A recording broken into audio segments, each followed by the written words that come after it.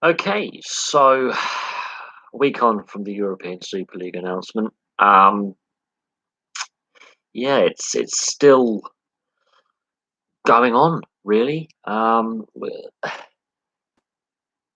People are asking and saying that the club should be punished, and I do believe that there will be punishments coming in some way, be it points deductions or transfer bans or something. Um, and the the saga is still continuing because Florentino Perez, the president of Real Madrid, is saying it's not dead. The plan is still on the table. These clubs can't leave. They've signed agreements, and so we're in an impasse. The news has slowed in regards to the European Super League, but the ripple effect is being felt. So that's one big topic that's ongoing. In North America, the NHL TV rights as ESPN will be the main carrier, and TNT will be the secondary carrier, not NBC. So for the first time in 16 years, NBC will not be hosting any NHL ice hockey. And of course, Fox will still have regional broadcasts alongside other regional broadcasters. That's a broadcasting announcement that's been breaking over the last hour or so.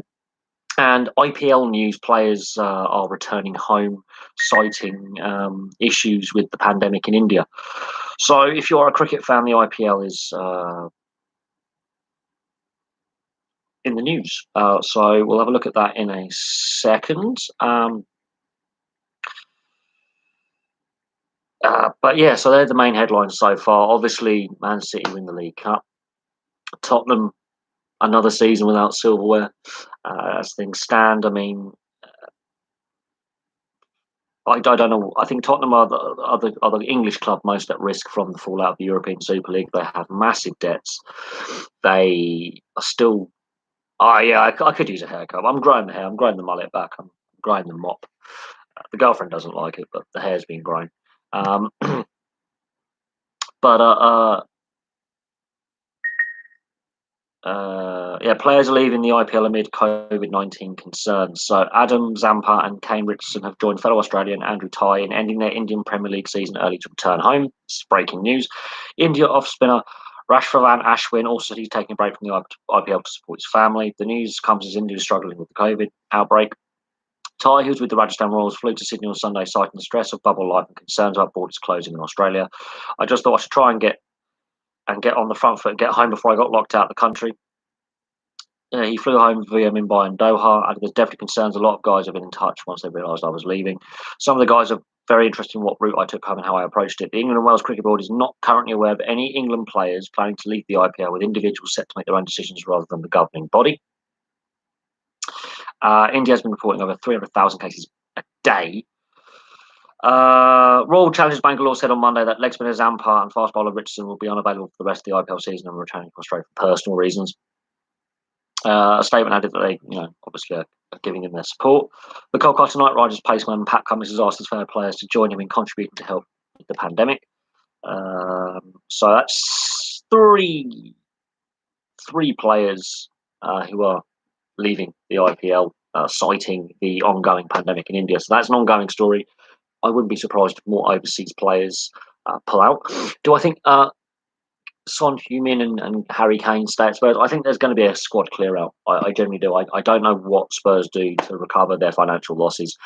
As I said, looking at the figures that were posted by the clubs officially releasing their finances, Tottenham are in the worst position out of the 12 clubs that signed up to the European Super League.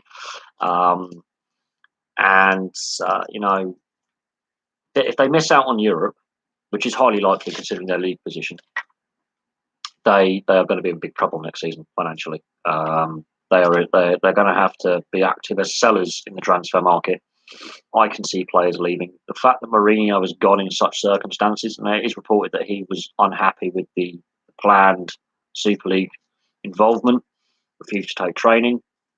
5 days later, they've got a cup final, which they lose, and Mourinho is the only manager to beat Guardiola in a cup final. The timing was very suspicious. I was surprised that they didn't keep Mourinho in there, win some silverware. He's won everywhere else.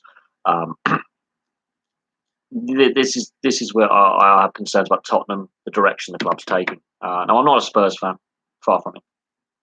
but I do have friends who are Spurs fans, lifelong Spurs fans, and I do think Kane, Son, Lamella, um, and others may consider leaving the club, handing in transfer requests, or Tottenham being very open to bidders for any players really.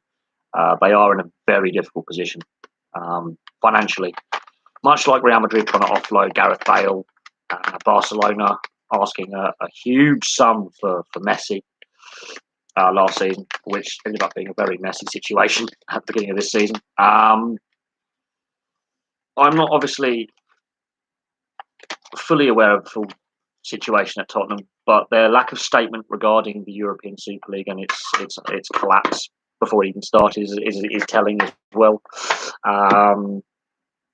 And we'll see what happens. We will see what happens. In regards to the Champions League, I haven't really been following it this season. I've really I've tuned off football somewhat. I think this Super League and the aftermath of it has got me interested in a different way on an outside perspective. I see the Champions League as a very open book. I think there's a lot of fallout from the Super League that's still being felt, and I think Tottenham will be the club most affected by any movement in the transfer window.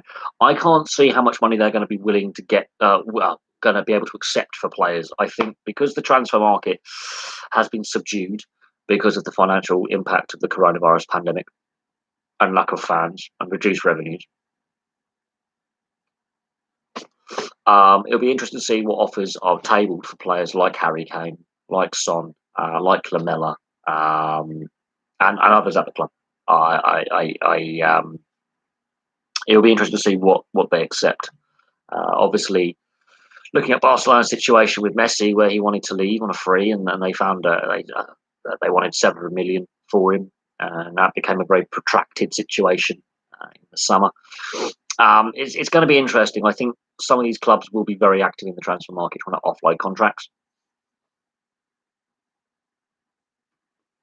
But we'll see what happens. The Champions League, I think, is a very open book. I think there's been a lot of disruption in regards to the build up to this week's games. So, in that regard, I couldn't really give you an honest appraisal of the situation until we get closer to the final.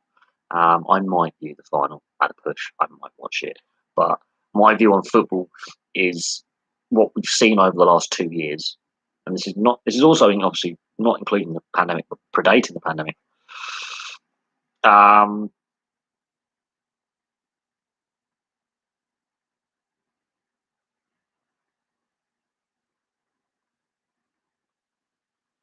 the way football has not covered itself in glory in recent seasons has highlighted the need for reform of domestic governing bodies and UEFA and FIFA across the board. And my love for the sport is diminishing year on year. The Super League sums up everything that's wrong with it. This was not a footballing move. This was a let's reduce our losses move. This is a money move. It's got nothing to do with the grassroots of the game. It's got nothing to do with benefiting the game. It's these clubs are desperate, and a few of the other clubs that signed up are in better financial situation than some others. Chelsea actually were making money and made a profit. So it's an interesting one where Chelsea and Man City, I don't believe, were fully invested in the Super League anyway. It is a bit of a messy situation. The rhetoric coming out, especially from Real Madrid, says that this sorry saga, which highlights all the issues for reform required, is that has Ibrahimovic's longevity been an outlier, or do you think this generation of players will play till 40 plus? Very few players play over 40. Most of those players that do are sweepers, which is a very rare position to have these days, which is more of a defensive deep line midfielder / deep lying centre back, and goalkeepers. You very rarely get midfielders or centre forwards playing beyond 40. I think Ibrahimovic believes he's still got the fitness to go and he can still perform at the highest level. I don't know how much longer Ibrahimovic has left. If he has one quite nasty injury, he's done. But any player can have a nasty injury and be done. But the pace of the game has increased. The quality of the game, you could argue, is possibly a lesser product, possibly. But I do think the pace of the game has increased. The style of the game has changed.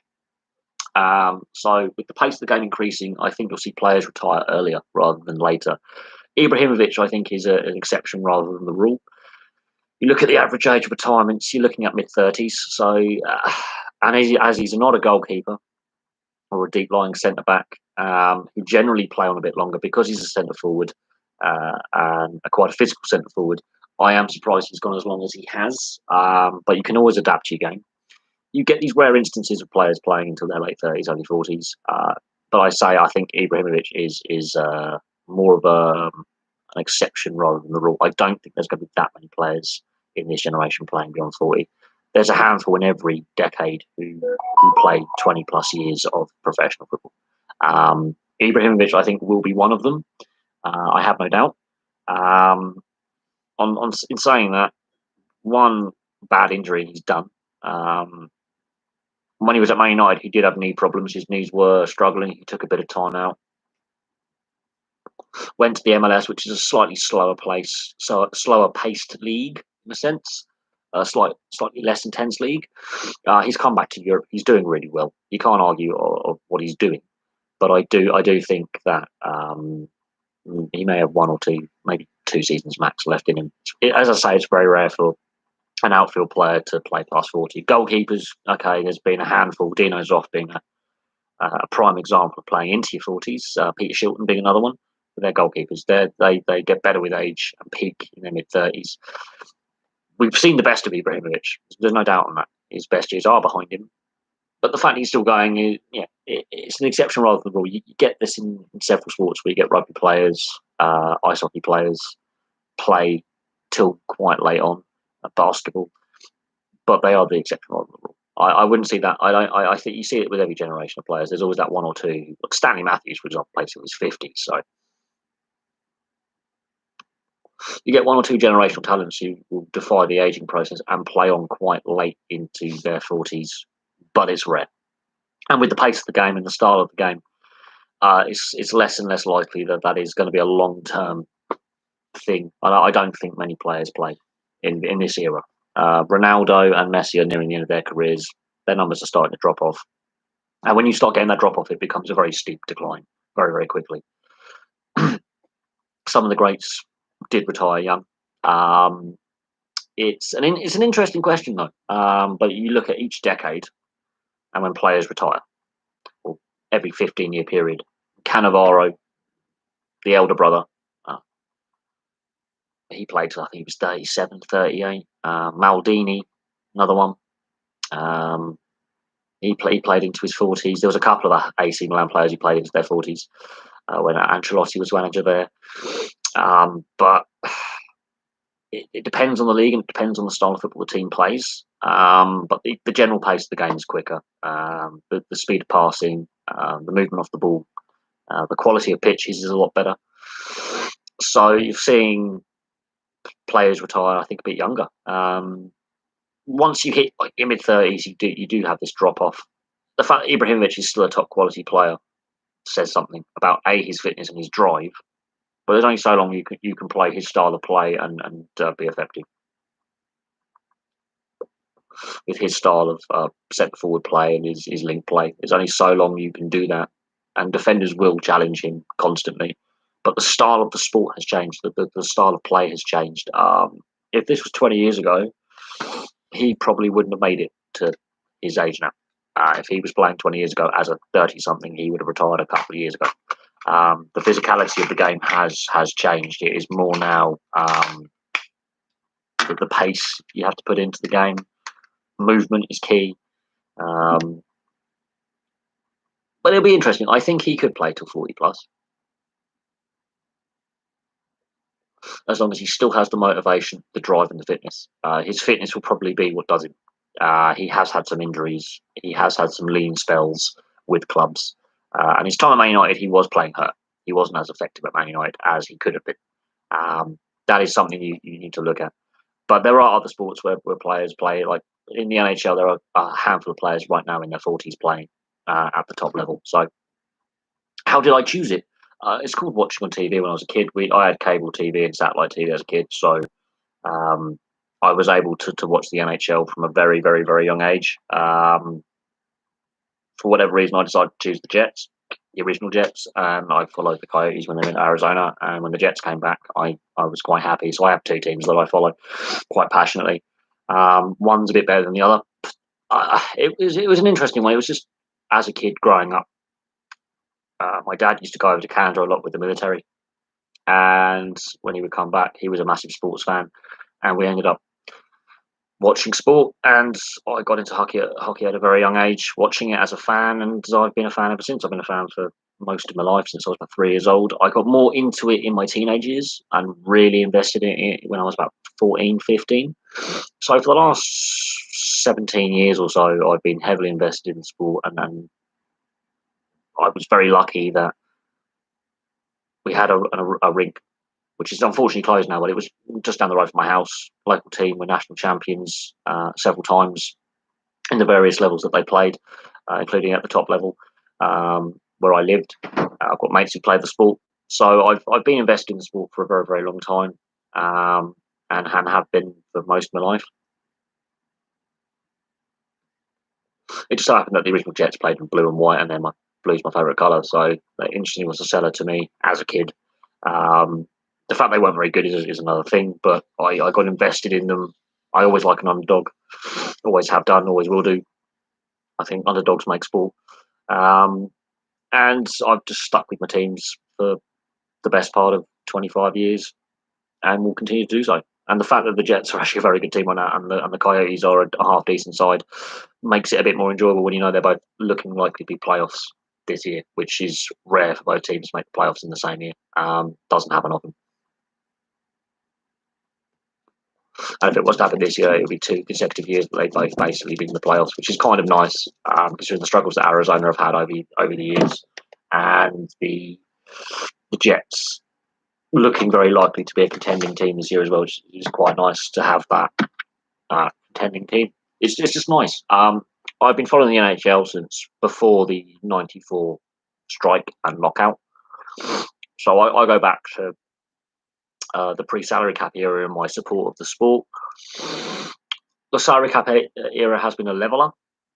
I honestly believe that. We're seeing every team has made the playoffs in the salary cap era, so that is a leveler. And I was a massive fan of the Vegas expansion. I think they did that very, very well. And I'm looking forward to Seattle's expansion draft when they come in, and when the expansion draft takes place in the summer. I'm really looking forward to that. It's going to be fun. It's going to be interesting to see what team they put together. I would expect the team to be pretty competitive out the gate and be on the edge of the playoff picture. I cannot expect Seattle to be as good as Vegas was. But then we were saying Vegas would be, bottom of the league, have a decent season, win some games, gain some fan support, and they got to a Stanley Cup final. So I think it's going to be interesting what happens in the expansion draft. It's going to be very, very interesting to see how Seattle put their team together. They're already able to sign free agents. So we'll see. Dubois has been very, very good. The trades worked for us. When the trade initially happened, everyone was saying Columbus has got a winner. They got Roslovic, and then they got Laine. A good two-way centre and a good finisher. Laine has obviously got issues with his game that has been exposed in the last couple of seasons. Fitness being one, his pace skating away, his energy levels. Dubois has been brilliant as a good centre who can play first, second, or third line. I'm happy with the Dubois trade. I think when people say winners or losers, at the moment we're winning. We've done brilliantly since the trade. Columbus have just fallen off a cliff edge and aren't making the playoffs. We're in the playoff. We're in the playoff hunt. We are going to make the playoffs. It's just where we finish in our division. We've got better. They've got worse. So the numbers don't lie. The ice time doesn't lie. The points production doesn't lie. Dubois seems happier. He seems contented. He's fitting in with his new teammates. I'm quite happy with getting basically a replacement for Brian Little, who's probably not going to play again. He's probably going to be on the long-term injured reserve. He's probably going to have to retire because of that head injury and his balance issues with his eardrum, and he's fractured to his side of his head and he burst his eardrum. I can't see Brian Little playing again, so Dubois is basically a like-for-like replacement. We've got good centre depth now. We've fixed a problem that we had. Our defence core has been better than advertised. So I think overall, it's you brought someone in who was not happy in Columbus under Tortorella, hadn't been producing as expected. Third overall draft. We give him the second overall draft in the same year. We're still in the mix for playoffs. We could have a good playoffs. Columbus have gone from being playoff team to will they get the first overall pick? They have fallen off a cliff. Hasn't worked, and we'll see what happens. We will see what happens. But I think the trade itself. There have been rumours about Line for about 18 months in regards to him staying or leaving. He got given a bridge contract, which says all you need to know, really. And then COVID happens. Didn't really perform at his best last year. Kyle Connor's the better winger. Scheifele's the better all-round player, for example. When you look at the pieces in the team, his two-way game was not good enough. Defensively, he was coughing up the puck all the time. His plus-minus, shocking. And haven't hit the levels of that 2018 season. 2017-2018 season, he's been nowhere near as effective with the team.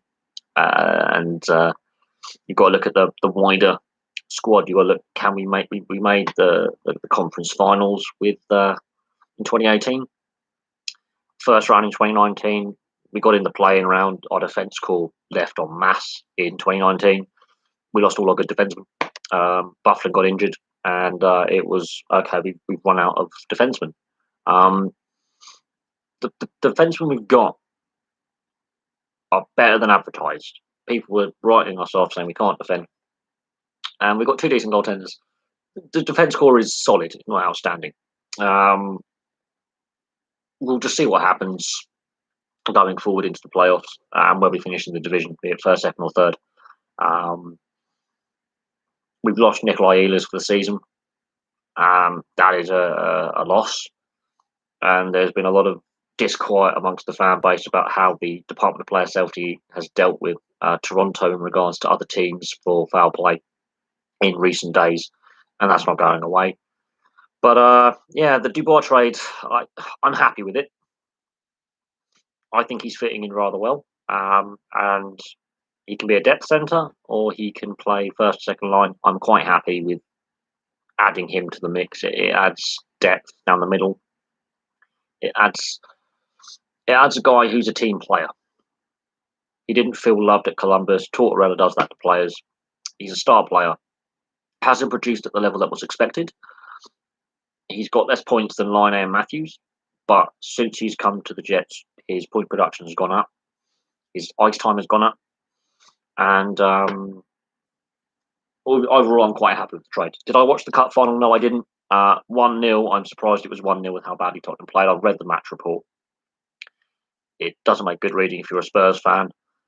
And I can see Spurs fans getting more and more frustrated with Daniel Levy as chairman and the ownership.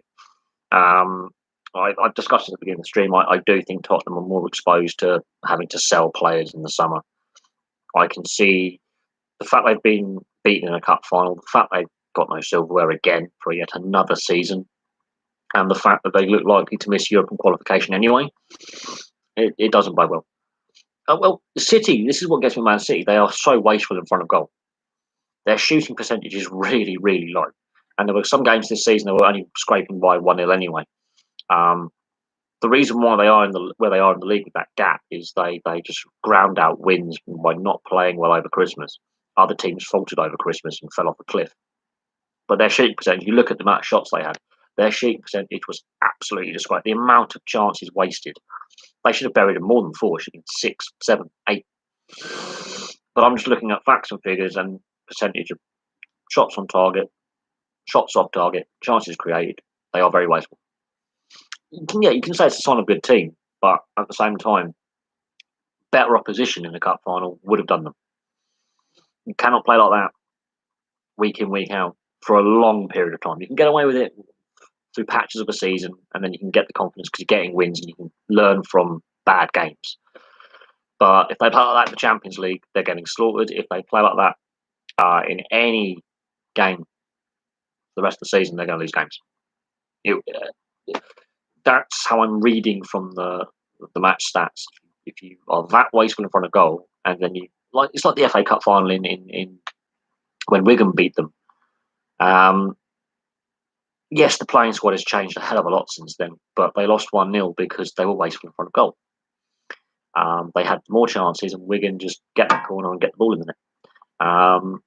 And that is the problem, I think, with Man City. That is their weakness, is their wastefulness in front of goal, and occasionally defensively. They weren't challenged by Spurs.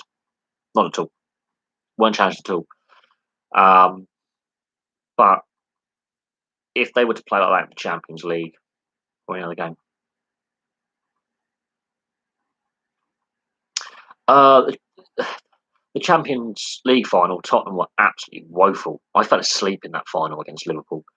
They had played in two of the worst cup finals I've ever seen or read about. The Champions League final was the worst Champions League final I've ever seen. That League Cup final, while it's the lesser of the cups to play in, and teams, some clubs put out much weakened sides, they've lost two really bad cup finals where they were clearly second best by some margin, and had the opposition really been tuned in and playing well, they are losing by half a dozen plus. I'm not joking. There is a massive issue with Tottenham. They peaked in 2016. They have been declining ever since. That is my opinion of them. They peaked when they were neck and neck with Leicester for the title. They fell away. They finished third, and there were periods in that season they were first. What have I? From the reports coming out of Spurs, or the unofficial reports through various media sources, he was sacked because he was angry at the proposed European Super League and refused to take training with the squad. I believe the squad was on side, but at the same time, Jose is one of those managers who can divide opinion in the media, but also divide a playing group. We saw it at Man United. We've seen it at Chelsea the second time round. And we've seen it at Real Madrid. When he starts losing the dressing room and the dressing room becomes divided, it's normally a sign he's on the way out. His second spell at Chelsea sums that up. But I wouldn't have sacked a manager on the eve of a cup final. He's the only guy to beat Pep Guardiola in a cup final. That is just footballing suicide, regardless of what's going on in the public domain with this European Super League and all that. That to me is a really bad decision by Tottenham. Their best chance of silverware since 2008, and they've really just shot themselves in the foot. I have no idea the logic behind that. At least get through to the end of the season. If he wins you a trophy and gets you into Europe, it's a good season. Tottenham haven't won anything since 2008, and that to me was a really poor decision. And I do think the team is declining rapidly, and I think next season they could be in serious trouble. Imagine if they got relegated next season, regardless if they get punished with points deductions for signing up to this Super League. Just imagine if they got relegated without a points deduction. It's plausible. The way things are going with Tottenham, I think a lot of players are going to be leaving very, very soon. I think PSG will win the Champions League. Then again, I don't know who will be allowed to play in the semi-finals. That is open for debate. We'll see what happens. PSG have spent a lot of money to win the French league a lot of times. They haven't done well in Europe. With the amount of money they've spent, same with Man City, they may win all the domestic trophies they want and break all the domestic records they want. But on the European stage and the global stage, they can't win anything. So if PSG do finally get over that line, it's been an expensive project to get over that line, and it's not all done in France either. They're in a battle in France to win the title there as well. So PSG may come away with no silverware this season, and that'll be very interesting to see what happens next season. Oh yeah, this generation of Tottenham players have had their chance and blown it. I think what's going on with Spurs is the squad's not got the right balance. There's not enough veterans there. I think the wrong guy's captain. I think their recruitment policy is flawed. There's clearly an unhappy playing squad. They're not a happy squad. I don't think they've been a happy squad for a very long time. There's clearly issues in that dressing room. There's clearly issues in the boardroom. And this is me looking on the outside in. I can't pass actual comment on what's going on at Spurs, but I think the lack of announcement of the European Super League in any kind of press release by the club since it all fell apart um, over the last week is telling.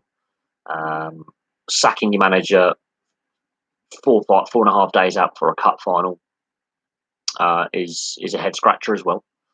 The way they performed in that cup final, embarrassing. The Champions League final as well. Okay, that's it was a poor game. Liverpool weren't great either, but Liverpool were the better side. Had Liverpool been on their game, it's 5 or 6. It's not even close. But I think this generation of Tottenham players, I think 2016 to 2018 was their window. They've missed that window. Thing is, they haven't got any money to add to the squad. They're going to have to sell. They're not going to get a lot of money back with the transfer market being as it is, and clubs being very short of cash to spend. We'll have to see what happens. I can see some players winding down their contracts, and I can see a continued. I can see them just not being successful. And I can see next season. We don't know who's going to be the permanent manager next season. We don't know what squad moves are going to happen. We're not even in May yet, so the transfer window doesn't open for a little bit. But we don't know who's going to be managing there next season, whether Mason's given the job full time or not. And he's only had one game in charge, which is a cup final. It'll be interesting to see how the league form goes for the rest of the season. Very interesting. And we don't know what the squad's going to look like come August. We really don't. A lot of these Tottenham players are internationals. They're going to want to put a good showing in the Euros, especially those English players, with Harry Kane being captain, Dele Alli in there, and Eric Dyer. Eddie Howe, would he want to take on such a toxic job? There's a reason why he stayed at Bournemouth for so long. He was happy at the club, and he took the club as far as he could. And then, of course, last season it all came off the rails. They didn't adapt very well to the COVID break, but he made that team better than what they were. He's a good young manager. His length of time in charge of Bournemouth will tell you that. He's a guy who will stick around. But at Tottenham, I think they're expecting results with a squad that can't deliver. The way the squad's made up, it's an unbalanced squad. Will Gareth Bale be there next season on loan? Probably not. Not on the wages that he's demanding per week. With his contract, $600,000 a week. Tottenham are forking out half of that. Real Madrid the other half. Guess what? These two clubs involved in the European Super League. There are Chris Wilder who's out of job as well. There's a fair few managers who could take the role. Will Tottenham go with an English manager? They gave Sherwood a chance, and he got the side improving before they got rid of Tim Sherwood. If it wasn't for Tim Sherwood, Harry Kane would not got his run in the side, and wouldn't have developed as a good young player at the time. Maybe they stick with Mason. He's a Tottenham lad through and through. He's played at the club. He's been coaching as an assistant at the club for quite some time. Maybe they give the job to him. He's very inexperienced, and that's the problem. Do you think these owners who own both an NFL team and a Premier League team favour the NFL team? Well, Fenway Sports Group, who own Liverpool, own the Boston Red Sox and the Major League Baseball. The Glazers own the Tampa Bay Buccaneers. Shahid Khan owns the Jacksonville Jaguars. Other American investment. There's a lot of American investment within the league, well, football league in general, not just the Premier League. It's an interesting question. One I don't have an answer to. I really don't. I honestly don't have an answer to it. I think the American owners misread the room badly, very badly. The American sporting culture is franchise based. European sports and culture is more community club based, with historical roots in the local community where the club has been founded by local people originally in years past. Fans in some countries, especially Germany and Spain, have a big say in how their clubs are run. Fans in Germany get a 51% minimum stake in a club. Fans in Spain have presidential elections, so they have a very big say on how their clubs are run. They are very community based. I do think that some of these American owners have completely misread how Europeans view our sport. They see us as consumers, not fans. There seems to be a motivation purely for money, and success breeds money. In the sense that you get, prize money from tournaments and stuff. But I think Sahih Khan wanting to buy Wembley was an NFL move. It would have been an automatic conflict of interest, him owning two, because Craven Cottage, I believe, Fulham owned Craven Cottage. He would have owned two stadiums. You don't see these kind of problems in Major League Baseball. Has no salary cap. Major League Baseball is just as much of a mess as is club football. The NFL has some bad ownership. There is some bad ownership out there. You look at any of the major leagues in North America, there are some real shocking owners who take money out of teams and don't invest back. I could list off a whole host of NHL teams that are badly run. There's quite a few of them. But Major League Baseball doesn't have a salary cap like the other North American leagues, and is very badly run. One of the worst run leagues in North America. There is a real lack of leadership and direction there. Their season nearly didn't take place last year. They only had the London games in, I think, 2018 or 2019. They were really late on the uptick, taking games overseas to the UK, and they went down very mixed in the response to how those games went down. They wanted obviously to use cricket stadiums as more suited to baseball than a football stadium. They got the London Stadium, which is the old Olympic Stadium. Had to modify it because the Cricket World Cup was on, so they couldn't use venues they wanted. Their advertising campaign using Jimmy Carr to try and sell it to us was an absolute lead balloon that I don't think actually helped. I think it hindered them. And the other major leagues are well ahead of the ball. Yeah, I've got my next door neighbour is a Man United fan, and how that leveraged takeover was allowed to pass back in 2005 is still puzzling me today.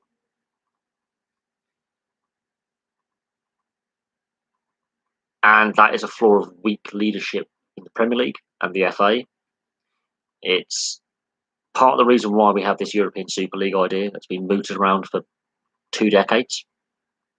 It's because we've had weak governance at national and region and at European level with UEFA and at FIFA, which has then been exposed to a lot of corruption as well. I think because we've had such weak governance, it's allowed bad things to fester for a long time. And I do believe the European Super League was a bad thing that was allowed to fester. When they did a survey before Christmas, when it was first on the table, when the Man United and Liverpool wanted to restructure the Premier League, which was, again, going to suit themselves, they mooted the idea of this European Super League. And at the time, around a third of fans were in favour of it, and the majority of those third were under the age of 35. Okay? So that left about 66% who were either indifferent, about 1/3 of fans were very indifferent, and a third of fans, mostly older fans over the age of 45, 50, were against. That's completely swung to 79% of fans now are against the European Super League. So that third of fans who were has grown. On the side of the Major League Soccer needs to become a powerhouse league, it needs to catch up to the Big Four. Now, Major League Baseball not having a salary cap is possibly actually more exposed than people realise, although the NHL is the smallest of the 4 big leagues, although they now have sorted out a major TV deal in the US with ESPN and TNT as the secondary carrier, and ESPN will reach every household. That, I think, is the problem, is if the NHL grows in strength, it's going to be very hard for Major League Soccer, the MLS, to bridge that gap and take it from a Big Four to a Big Five. Their revenue streams are a hell of a lot smaller. The fact that David Beckham has got a team, yeah, Inter Miami aren't doing very well. That's fair for all to see, but they're a new team. And expansion teams in North American sports generally struggle in their first season. The Vegas Golden Knights notwithstanding, they generally take a season or 2 or maybe 3 seasons to establish themselves and then build and improve and get to playoffs. I wouldn't read too much into this initial period with Major League, with the Inter Miami not having a good start. COVID disrupted them last year. This year it's their first proper full season with no interruptions. Hopefully, fingers crossed. Expansion teams generally do have slow starts. They generally aren't overly successful in the first few years. Then they become successful as the years progress. Vegas, the opposite to that, they've been successful off the bat. On the MLS side of things, it's a decent quality of football. I'm not disputing the quality of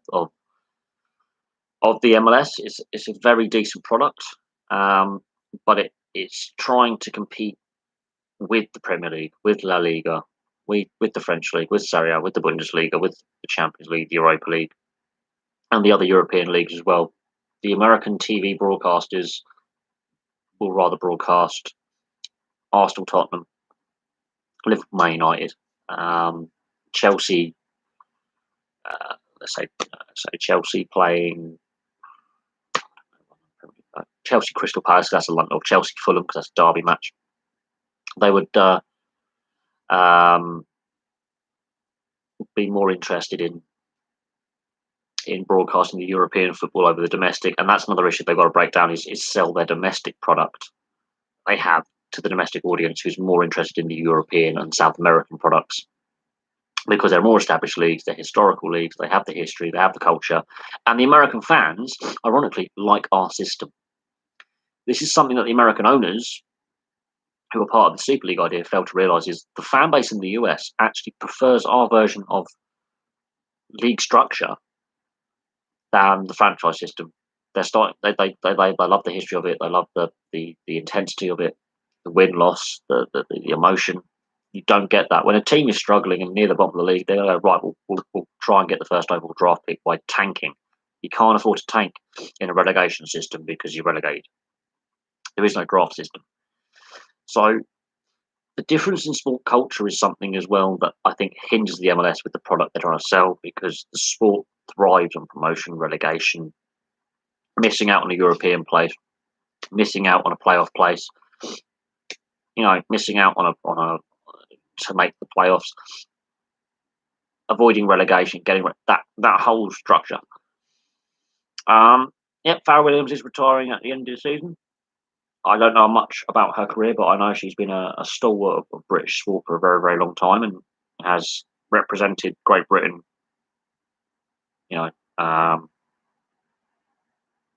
for years. She's been a key component.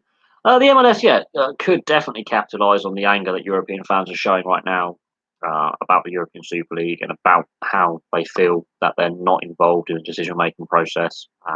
They feel let down. Protests across Europe, not just in the leagues concerned, Premier League, La Liga, and Serie A, but across Europe, there has been a massive backlash against this European Super League idea. The MLS could capitalise on that. If there are sanctions against these clubs, players could go, well, I want to keep playing football, I want to represent my country. And some players may want to come over to the US. The Champions League, reformatted Champions League, I think Serafin's the right guy to take UEFA forward. I do. The UEFA Champions League format changes, I don't like the way they've done it. It doesn't suit football. It might suit things like ice hockey or like an Olympic tournament. Doesn't suit a regular season tournament, especially doesn't suit football. I think it's the wrong format for the wrong sport. It could work in other sports. I have no doubt on that.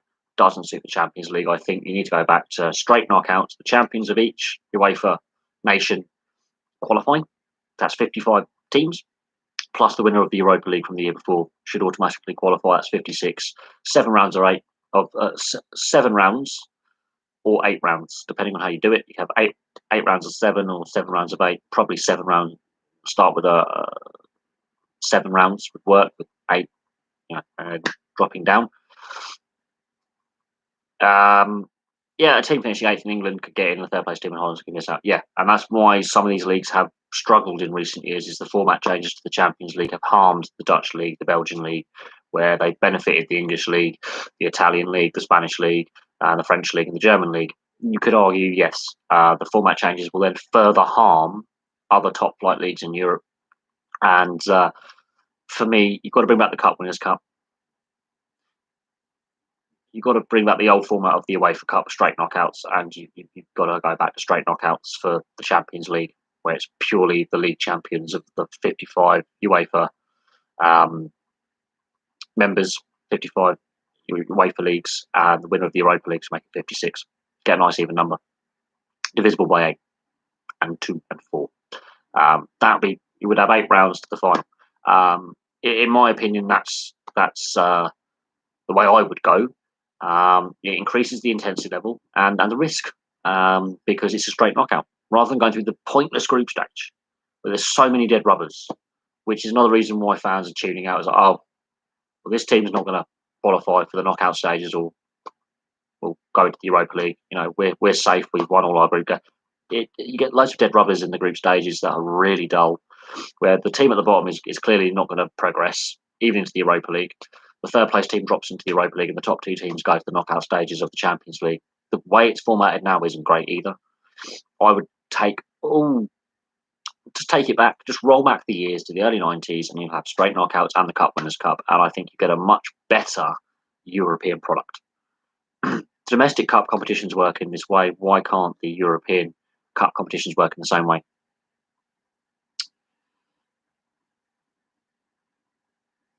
And yeah, I think that's the format they should have gone with. Now, they may decide with hindsight to do that.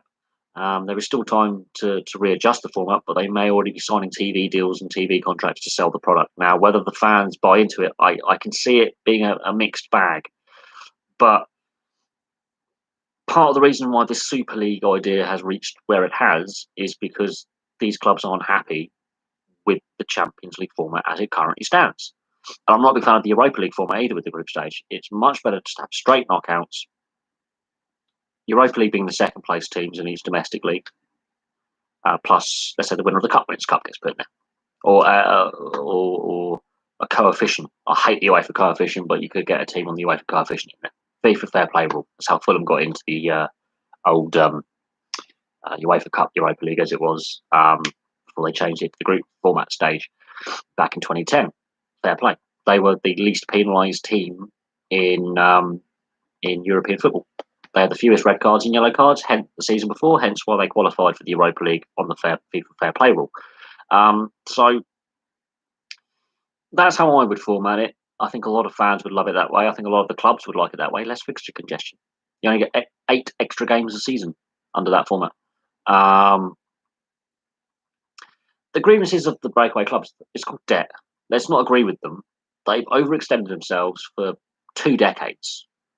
2 decades with the current UEFA Champions League format. 2 decades they have overspent, overpaid, and badly invested, and COVID has caught up with them. The money bubble was going to burst. Back in 2019, at the start of the season, back in August, I said the money bubble was going to burst. Bury's going out of business. Clearly, strains on the system. There's clearly a team that was successful the year before gets promoted. You would have thought would be in a healthy position. Bury turns out wasn't, and you could see before the COVID pandemic, the money bubble was starting to strain heavily. The Neymar transfer highlighted everything that was wrong with the game. The amount of money spent. The transfer for Ronaldo to Juventus from Real Madrid, fans are already going, enough's enough. And that was a big transfer, not even close to the Neymar transfer figure. The money bubble was going to burst. COVID accelerated it by 5 years. These breakaway clubs are the architects of their own downfall. They have put themselves in a position financially which they shouldn't be in. These are global brands that we'd think would be worth making billions in profit. And actually, it turns out they're billions in debt. And so then you have to ask the question, where's all that TV money gone? Where's all the ticket sales and merchandise sale money gone? Where's all the video game money gone? Where's all the documentaries they've done? Where's all the money gone that they've earned? Where's it all gone? And the player wages is a massive part of that. The lack of regulation over player agents. It's a big thing, that. Yeah, player agents are poorly regulated, and they make massive, massive amounts of. They get their agents fee, and they make a lot of money. A lot of money. There's about 3 or 4 agents that really dominate European club football at the top level that have made so much money, and the clubs are willing to pay these obscene transfer fees. And the COVID pandemic exposed how badly run these clubs are. Tottenham are basically bankrupt. Like they don't own their stadium; they're paying it off. Like Tottenham, I fear, could be a club to go into administration, and I fear they could have to basically fire sell their squad and then try and basically stay as competitive as possible in the Premier League next season. Because I can see Tottenham going only one way, and that's down the down the down the Premier League, maybe even relegated. Tottenham are in a position where they're not in a healthy position. I can see Kane, Son, Lamella, and other key players basically being up for sale. Real Madrid, I've got no sympathy for Real Madrid. The Galacticos era, I remember the Galacticos era. They overpaid players and they couldn't win trophies. And they went for a long period without winning Champions Leagues. Their pride and joy, their trophy, as they call it. They were shocking. Some of the defeats they suffered in the 90s and the 2000s in the Champions League were really embarrassing. And they overpaid on players. They were overpaying in wages, transfer fees, and they were not as successful as they should have been. They had a lot of star players, couldn't play as a team. Barcelona went through a period where they were not as successful in Europe and didn't win as many trophies as, again, they should have. The Italian clubs in the 90s were really dominant in Europe. Yeah, they're not so dominant now, are they? The English clubs, obviously being barred from Europe in the 80s to the early 90s, possibly actually helped the Champions League era. Possibly helped them. They have been reasonably successful with the Europa League or the old UEFA Cup and the Champions League. But at the same time, it's all well and good. But again, they've overspent. The leverage takeover of Man United, there's a lot of debt there. And Tottenham, I think, are the club with no success with the most debt. And it's catching up with them. It's caught up with them. And I have no sympathy with any of the grievances of the breakaway clubs because they've caused this problem themselves. And part of that problem has also been really weak governance when it comes to financial fair play and living within your means. These clubs have been allowed to get away with not living within their means for a long time. Serie A's TV deal is not as bad as it could be. The French TV deal is worse. Serie A has a much better TV deal than the French league, and it is the national sport. It's a sport with problems in Italy, mostly corruption based, but there you go. I mean, Serie A has its own problems that are to do with match fixing, corruption, again, poor financial management of clubs, and these go back decades. But the French TV deal was worse than any other top league. After some research, I found out my answers from the Lancashire region. That is the foundation clubs from the Football League. You've got Blackburn, Burnley, Preston North End, all founders of the Football League. So it's the heartbeat of the footballing culture in this country. Lancashire and Yorkshire, Greater Manchester in the Midlands, so Birmingham. That's where the Football League founding clubs came from, like Aston Villa, Burnley, Sheffield Wednesday, Nottingham Forest. Lancashire is one of the hotbeds of English football. So you've got Preston North End, Blackburn Rovers, Burnley, Accrington Stanley, you've got Fleetwood Town, you've got Morecambe. Of course, Merseyside was once part of Lancashire, so Liverpool and Everton. You've got the Greater Manchester area, again part of Lancashire historically, so Man City, Manchester United. Bury have gone out of business, but Bolton Wanderers, Oldham Athletic. So the foundation clubs of the Premier League, of the Football League, sorry, Blackburn, Burnley, the original Accrington. So Accrington Stanley could class as the founder of the Football League, but they're not. It's the original Accrington, which went out of business.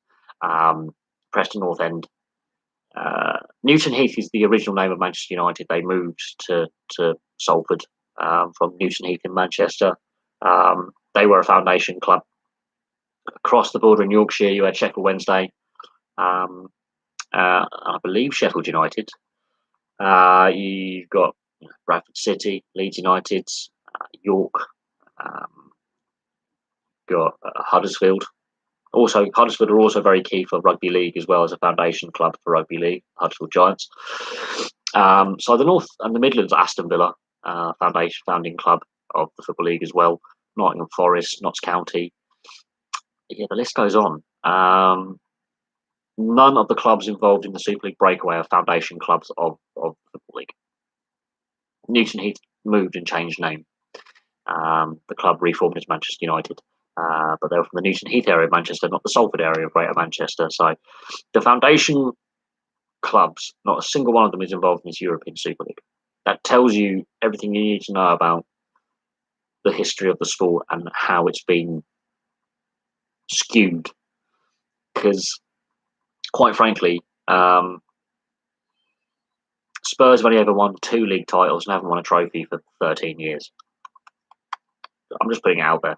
Man City never won the Champions League and couldn't win a trophy for 36 years until 2011. So I'm just putting it bluntly out there. Chelsea, before Abramovich took over, had a handful of trophies to their name and hadn't been very successful. The FA Cup, they had a fair bit of success in the 90s, but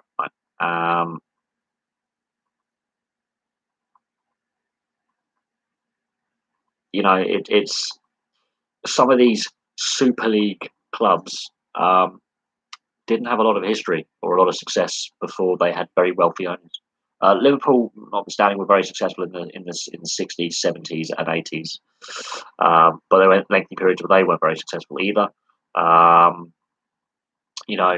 Man United were down in the old second division in the 70s. They weren't very successful for a long period of time. They went a long period of time without a league title. Man City, as I say, 30 or I think it was 36 years without a trophy. Tottenham, 13 years without silverware. Haven't won the league since 1961. Just going to put that out there. They haven't won the league since 1961, so I don't know what gives them the right to be we're a European Super League, a European footballing power. They can't even win the League Cup. And I'm not joking, they haven't won the league, but in my lifetime. Yeah, it's the second time Liverpool won the league in my lifetime. So, yeah, they last won the league before the last time when I was 6 months old. So they've gone a long time without a trophy, in a league title. FA Cups, League Cups, UEFA Cups, Europa Leagues, if you want to call it that these days, Cup Winners' Cups and Champions League, sure, but league title took them 30 years to get another one. So for these owners saying we're Super League, we're the Super League, PSG went 20 years without silverware, and then suddenly these rather rich Arabs buy them. Bayern Munich and Borussia Dortmund may be dominant powers of German football now. In the 70s, Borussia Mönchengladbach won most of the trophies. Hanover, Hamburg were quite successful. Werder Bremen were quite successful. Bayer Leverkusen won a fair bit of silverware. Just because Munich, for the most part, with Dortmund in there and Wolfsburg have won a few trophies. Schalke have had a lot of silverware. They weren't always the top dogs. And they may not always be the top dogs. In Italy, Juventus, the most successful club in Italian football. But there was a period where AC Milan and Napoli and Inter were the ones scrapping for it. So again, I'm just going to put it out there. This European Super League is based on debt, not success. Atletico have never won a Champions League. They've been in Champions League finals, never won it. Valencia have some quite good history in the Champions League. They're not part of this Super League idea. And they're racked with debt. They can't even finish their new stadium. So, and if you're looking at Spanish football, there's only 4 clubs never been relegated from La Liga. Atletico are not one of them. Bilbao and Levante are the other 2 clubs, other than Barcelona and Real Madrid, that have never been outside La Liga. So that tells you something. And they're up there with the successful clubs. So, in my opinion,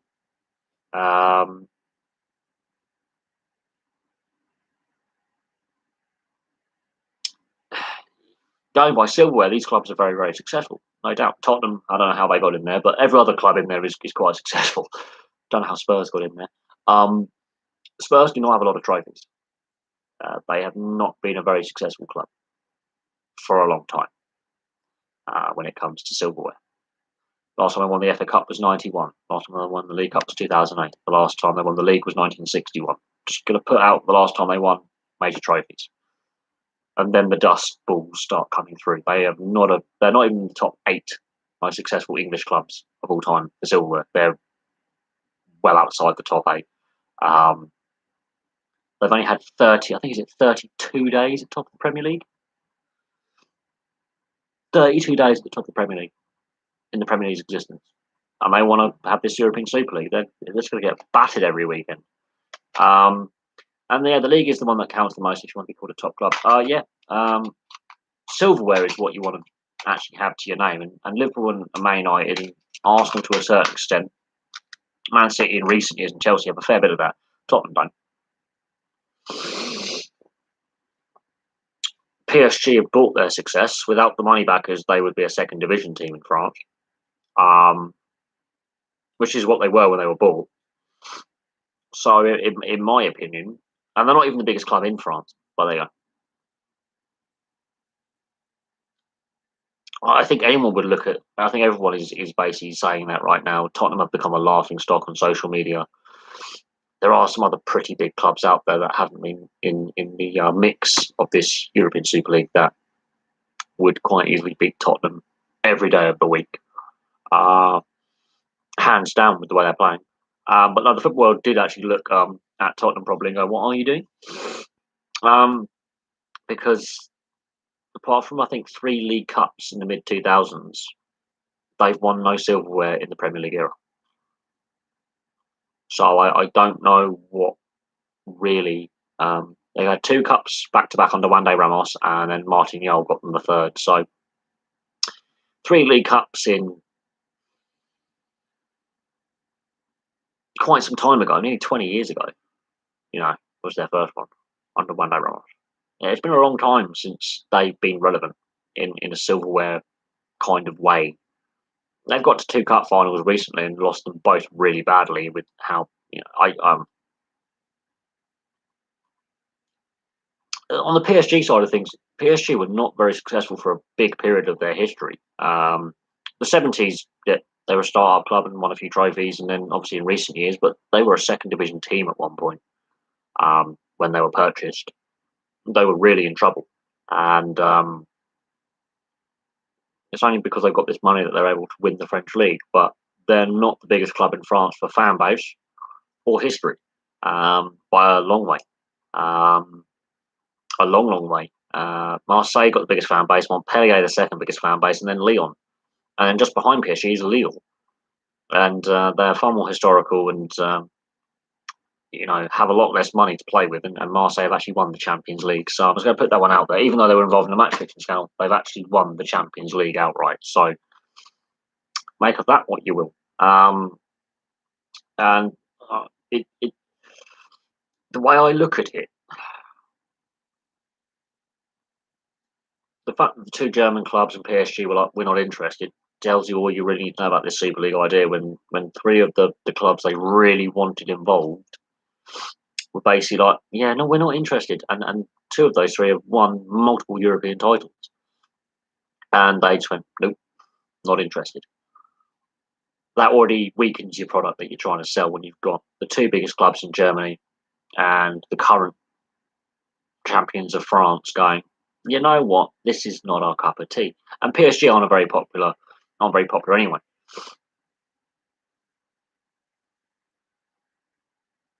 Oh yeah. No, they won the League Cup in I think 2005 and 2006 under Juande Ramos as well. They haven't done a lot really. Yeah, they haven't won anything for a while, and they've come close 3 times in the last 11, 12 years. Great, good, nice. But yeah, they can't win anything. um, and they don't look very, very likely to win anything with the current squad and the current direction the club's taking. I haven't seen the full GB squad. I know it's been announced. I haven't seen the squad fully. I know there's a few players that I actually know personally in the squad, but I haven't seen it fully announced. As in, I know it's been fully announced. I haven't looked at it yet. I'm just trying to. Oh God, I'm dropping things everywhere. Um, because the most of the sporting news has been focused on this Super League, and it really blew up. It basically broke the internet for a couple of days. Um, I can see there's still been further fallout from this European Super League, and of course, football being the dominant sport in Europe, most popular sport in Europe, it's dominating the sports headlines across Europe. It's not going away. Uh, I don't really. Um, I'll have to have a look into the GB squad. Hopefully, we are competitive as possible, considering a lot of the players haven't had a lot of ice time and haven't played a lot of games, which could be to our benefit, possibly, with players being fully fit, which would be nice. But the lack of ice time, the lack of playing time, may be a concern. But we'll see how it goes. Yeah, well, 3 losing finals, the best part of a decade, over 12 years is, well, that tells you what we need to know about. I think Tottenham have missed their window. If they'd won those 3 finals, then yeah, they've got a fair bit of silverware to say, look, we can actually win stuff. But the squad they've got, and the fact they've had 2 finals with the squad they've got, with Kane and Son and Lamella in there, and a few other players, and they failed to win. They need to get that first bit of silverware. And Liam Kirk, he's still with the Peterborough Petes. He's still Arizona property.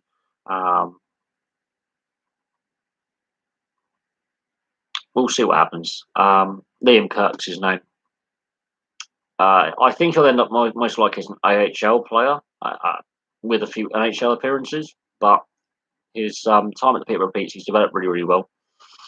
And obviously, with expansion draft coming up, he may be one of those prospects that gets traded to protect assets. So he may not be an Arizona player, as in under contract with them, with their affiliates for much longer. He may actually end up at another team. So we'll see what happens with Liam Kirk. But I think he'll end up playing some time in the ECHL and the AHL in the next season or two, and he may get an NHL call up. But he may also get traded because, not because he's not developing very well, he really is. But with the expansion draft, there's going to be a lot of player movement in order to protect assets on the protected list. We'll see what happens. Home nations, obviously England. England are in a very good position being the host nation as well. Very interested to see how England play. But we are a long way out from the Rugby League World Cup as things currently stand, and we'll see what happens come October. I think we're too far out from the Rugby League World Cup to make an honest shout on that right now. I would think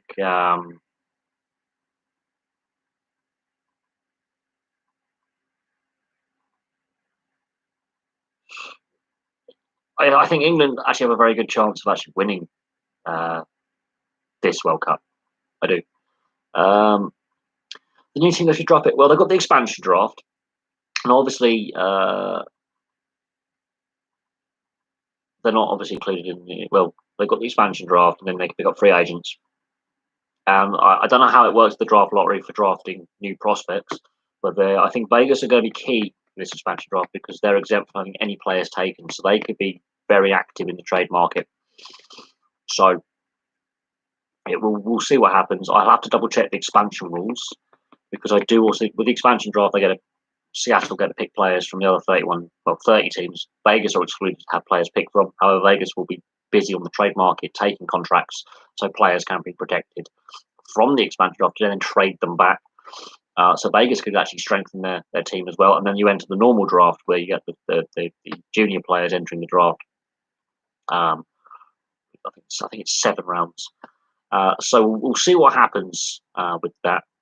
But I do believe Seattle are now able to sign free agents as things stand. So we'll see what happens with the expansion draft when it takes place. But we've got to get through the rest of the regular season and the playoffs yet. I think Tonga might have a big thing to say about New Zealand and Australia to win that.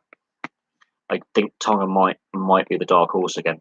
They proved 4 years ago that they were more than capable of challenging the top sides, and I do actually honestly believe Tonga may be the spanner in the works for all three of those nations. I can't see New Zealand winning it, and I think Australia have some weaknesses with their side, with players retiring and state of origin being a lot more open in recent years.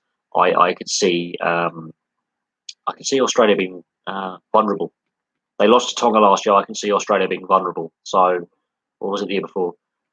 I think Tonga could be the real dark horse. I think England, New Zealand, Australia, and Tonga, that's going to be your final four. It's just who plays the best, and I think Tonga might upset the apple cart.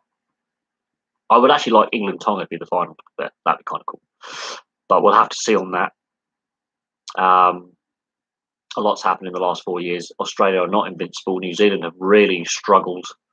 And don't forget Papua New Guinea as well. I've got some really good players. So it will be interesting to see how it all pans out. Fiji have got quite a good side as well. They've got some really dangerous, like Ravalawa and Radradra.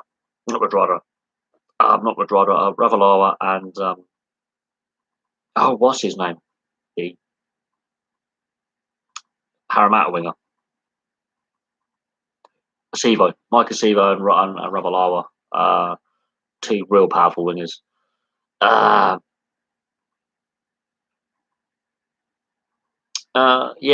think Tonga are better than New Zealand right now. I think Tonga are the equal of Australia right now, and I think England, with the way that GB Lions tour went, I think Tonga quite easily could hammer England. I think Tonga are the ones to really watch out for if you're a betting man. Whack a fiver down. I think the odds will shorten the closer we get to the tournament, but I think Tonga could be the dangerous unknown. Fiji could also be quite dangerous as well, and PNG, don't forget them, they could upset a couple of the big nations along the way. So we'll see what happens. I'm expecting some surprises with the way the pandemic has affected things and ruffled things up a little bit and shaken things up a bit. I do think that there is room for some shocks in there, and with new nations playing as well in Greece and Jamaica, that's exposure for some more players. And I think we'll see what happens. I'm very optimistic about this tournament. I'm really looking forward to it.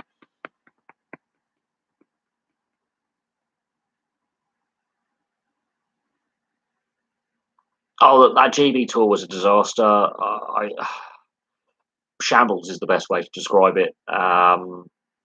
And you could argue selection of players of born in Australia who may have that heritage link, but technically are also eligible for New South Wales and Queensland and the Australian national side. Didn't go down well. The whole thing was a mess from start to finish. So that is something in the back of the selector's mind, how players played. But take nothing away from it. I think we're going to have a very good World Cup.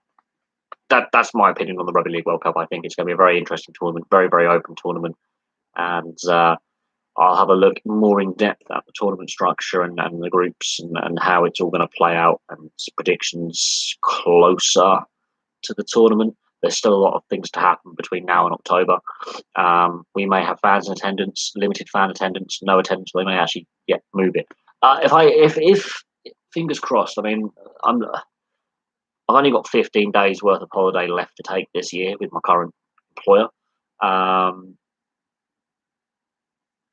So if I was to go to games, I would have to cherry pick. I live in the south of England. Most of the games take place in the north of England. I'm not sure on ticket prices, if I'm honest. There's still a chance the tournament may be delayed by a year. So let's see as we get closer to the tournament what organisers will say and what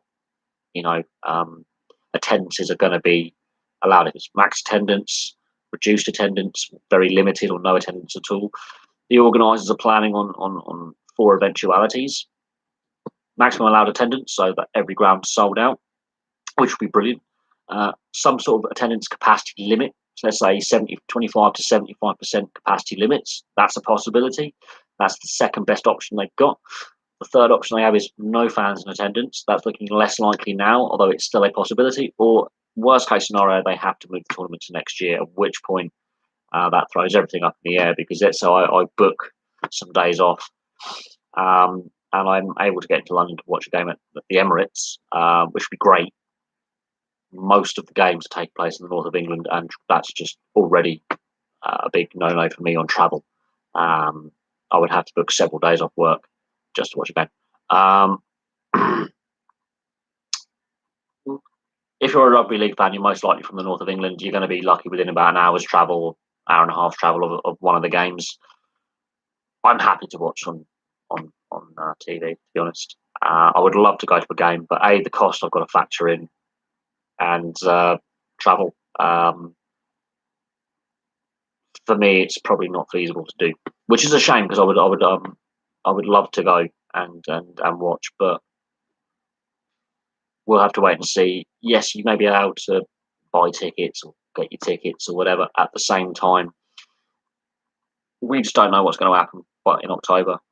This pandemic may be continuing, may get worse, may get better. The whole nation might be vaccinated by that point. Great. At the same time, the organisers are saying full attendance, limited capacity attendance. So you could put any figure out there, say 50 to 75% most likely, possibly a bit lower, maybe 40%, or then no attendance at all, which when they've got to refund you, which is a problem. Or they move the tournament to next year, which is not ideal. So we'll see what happens. But I'm going to be looking at the Rugby League World Cup closer to the time. I think we're too far out to really have a look at it in depth. It'll be nice to see full attendance. It'll be nice to see the tournament go off without a hitch. It'll be nice to see everything go well. But again, it's a wait and see kind of position that we're in right now. But yeah, fingers crossed it all goes well. All right, I'm going to leave that there. Thank you very much, everyone, for taking part. Obviously, didn't discuss everything I wanted to discuss, but I've got to get an early night. I've got work in the morning. I'm still got a full-time job whilst doing this. That's how things go, I'm afraid. On the T20 World Cup, I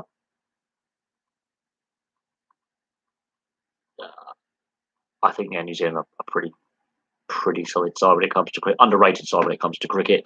And the last World Cup was great. I managed to catch as many games as possible. Obviously, TV coverage could have been better to sell the product over here, but the kickoff times and where they were playing in Australia, it's just the time zone difference really makes it difficult to sell a product sometimes. But it's over here this time. Every game is live on free-to-air TV, which is great. So I should be able to get as many games in as possible, which would be nice. Won't be able to watch all of them, which is a shame, but I'll be able to watch as many as possible, factoring it around work. But if I can get to a game, I'll try. But I think it'd be highly doubtful for me to go to any games, probably because of where I live. And it's a shame, because they could have actually taken the Rugby League World Cup to some new locations around England and tried to sell the game to a new set of fans. They've gone safe. As I said, when I did the stadium announcement before the pandemic, 2-3 years ago, when they announced all the stadiums, I was like, they played safe with a lot of the arenas that they're using, a lot of the stadiums they're using, they're playing safe in the locations, rather than going, right, we'll take some new locations in as well, like the West Country, the Midlands, the south of England. They did play safe with some of the locations. Anyway, thank you very much for watching. I'll have some more videos for you soon, and goodbye for now.